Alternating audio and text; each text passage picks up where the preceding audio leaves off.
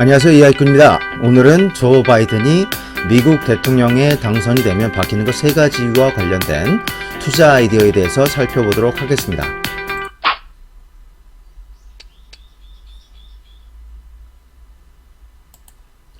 미국 독립기념일인 7월 4일은 미국 대선까지 4개월 정도 남은 시점입니다.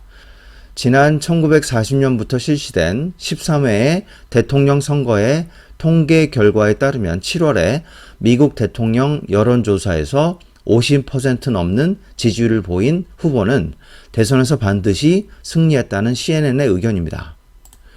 트럼프와 바이든의 미국 대통령 여론조사는 트럼프에 점점 불리해지고 있습니다. 이런 상황이면 민주당 바이든이 반드시 승리한다는 결론입니다. 6월까지 10% 격차가 7월 현재 12%까지 더 벌어지고 있는 상황입니다. 미국 경제는 바로 미국 대통령의 재선을 결정합니다. 50대 이상 유권자들의 노후 자금은 모두 미국 증시에 투자한 캘퍼스 같은 연금 펀드에서 나오기 때문이죠. 미국 대통령은 임기 4년 차에 재선을 위해 무리한 정책을 밀어붙이지 않고 경제에 도움이 되는 립서비스를 하게 되어 있습니다.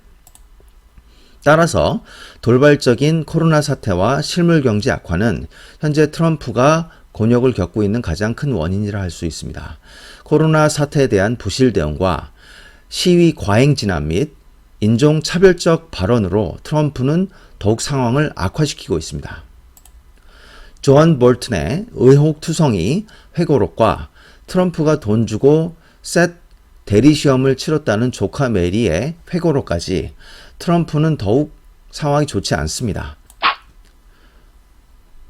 바이든이 대통령이 되면 3가지 변화가 예상됩니다. 첫 번째, 트럼프의 신고립주의를 벗어나 다시 다자간 협약과 자유무역으로 회귀합니다. 두 번째, 달러 약세는 심화될 가능성이 큽니다.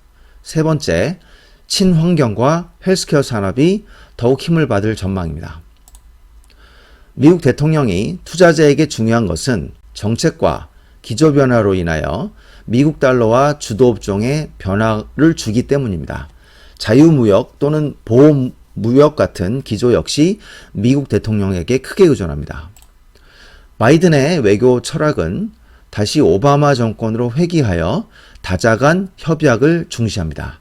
파리 기후 변화 협약, 세계보건기구, 환태평양 경제 동반자 협정 등에 재가입하겠다. 그 다음에 이란 핵협정 복원하겠다 이미 공약하였습니다. 트럼프의 신고립주의에서 탈피하고 다시 자유무역을 추구할 전망입니다. 대북 정책도 지금 구도에서 벗어나 중국, 일본, 러시아 등이 포함된 다자 협약으로 복귀할 가능성이 큽니다. 특히 트럼프식의 정상회담이 아니고 다자간 협상의 과정을 중시 여기는 스타일입니다. 만일 북한의 도발이 계속되면 경제 제재를 유지하면서 굴복을 기다리는 오바마 때의 전략적 인내 전략을 다시 구사할 가능성도 있습니다. 트럼프의 2018년 법인세 인하는 달러 강세를 이끈 바 있습니다. 그러나 바이든이 만약에 당선되면 달러 약세가 더욱 빨라질 가능성이 있습니다. 일반적으로 사회주의 정책을 쓰는 국가의 통화는 약세를 보이게 되어 있습니다. 법인세 인상으로 기업의 실적이 나빠지면서 미국 기업의 해외 잉여금이 본국으로 회귀하지 않습니다. 바이든은 현재 법인세 21%를 28%까지 인상하겠다고 하고 있습니다. 미국 증시가 주춤할 가능성이 있기 때문에 신흥국으로 투자가 더 몰릴 가능성이 큽니다. 뉴스 기사들은 바이든이 당선되면 미국 증시가 조정을 보여 한국 증시도 좋지 않을 것이라 전망합니다만 이야기꾼은 반대로 해석합니다. 최근 중국 증시가 급등하고 7위안이 살짝 깨지는 등 위안화 강세를 보이는 건 역시 이러한 바이든의 영향이 있다고 해석할 수 있겠습니다.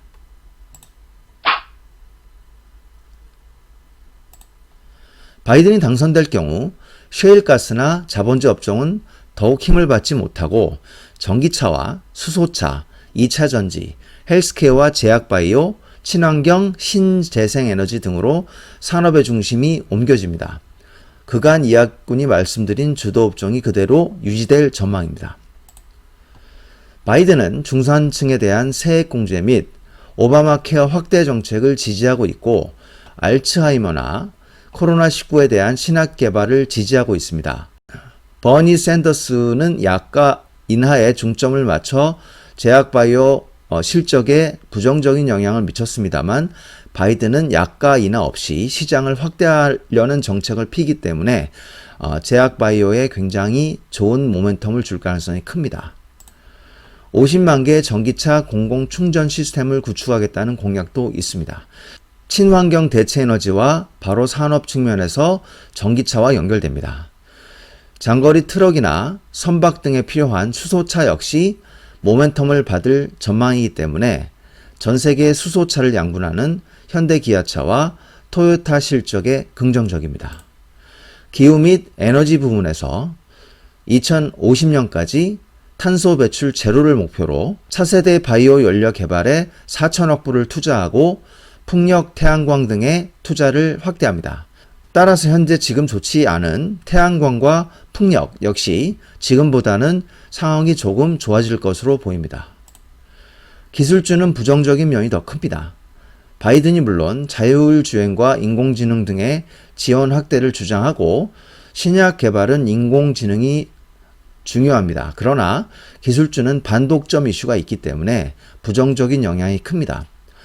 어차피 달러 약세가 되면 팡 등의 시총 상위 기술주는 조정을 보일 가능성이 크며 상대적으로 미국 증시의 조정은 신흥국의 초과 상승으로 이어질 가능성이 큽니다. 반면 은행은 규제하겠다는 입장입니다. 다행히 아직까지 볼코르를 다시 원복시키겠다는 공약은 없습니다. 금융규제 완화는 매우 강력한 달러 약세 요인이며 역설적으로 10년 후에 중공황급 금융위기를 일으킬 수 있는 원인이 될 수도 있습니다. CPTPP 등 다자간 협약에 재가입할 경우 미국의 자본재, 농업, 자동차 수입이 늘어나기 때문에 미국 증시에 관련 업종에 부정적인 영향을 미칠 전망입니다. 어차피 지금은 자본주의 시대도 아니기 때문에 큰 영향을 미치지는 못할 전망입니다.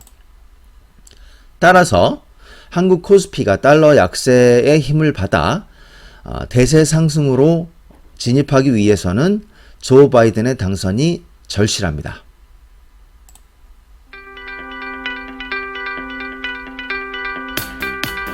감사합니다.